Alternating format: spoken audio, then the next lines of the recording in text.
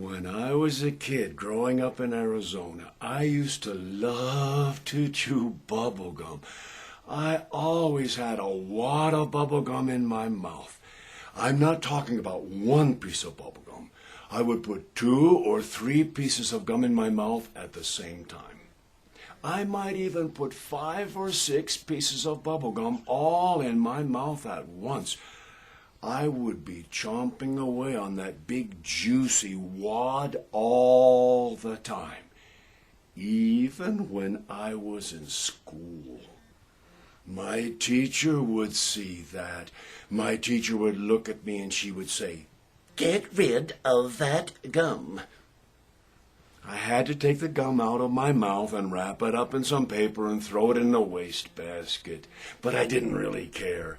I always had another package of bubblegum right here in my shirt pocket. But my mom was the one who would really get mad because I would forget to take the bubblegum out of my pocket. I would throw my shirt with all the other dirty clothes. My mom would wash it. But you have to understand, I grew up a long time ago, and my mom had one of those old-fashioned wringer washing machines. You've never seen a wringer on a washing machine. They haven't had wringers on washing machines for a long time.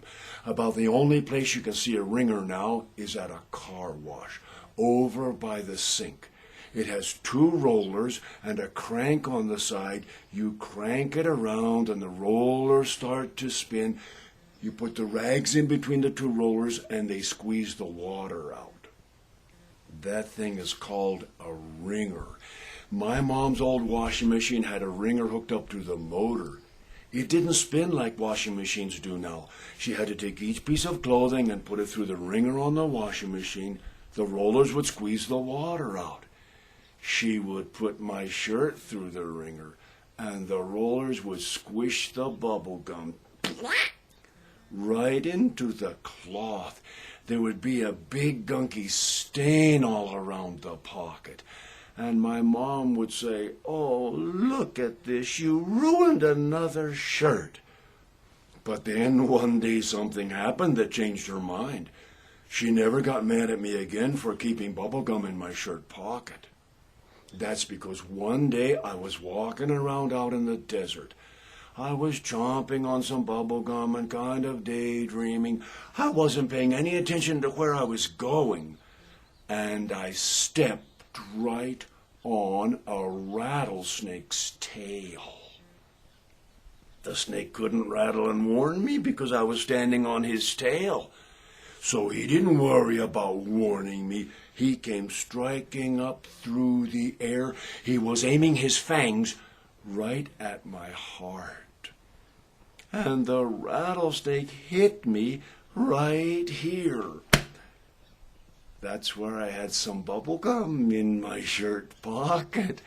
And the rattlesnake's fangs stuck in the bubble gum. There I was with my foot on a rattlesnake's tail and his fangs stuck here in my shirt pocket.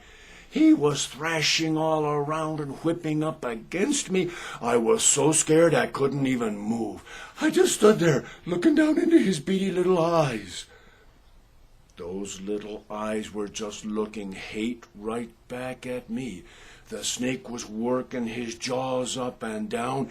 He was trying to get his fangs out of the bubblegum so that he could get back at me, and he could really bite me good.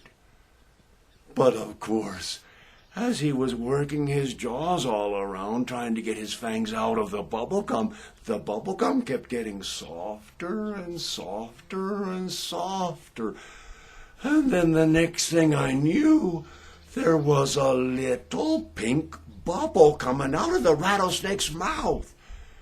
The bubble kept getting bigger and bigger. It got to be about this size. I took a deep breath. I got up all my courage. I brought my hand up and pop! I popped the bubble and the snake went flying over backwards and his head hit on a rock. It knocked him out cold. but it did take all my courage. I fainted. I fell out in the other direction.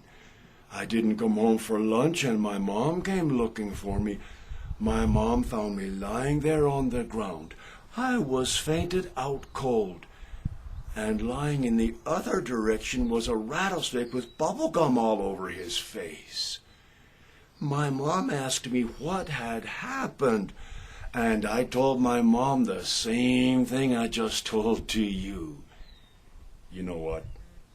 My mom didn't believe that story. Did you?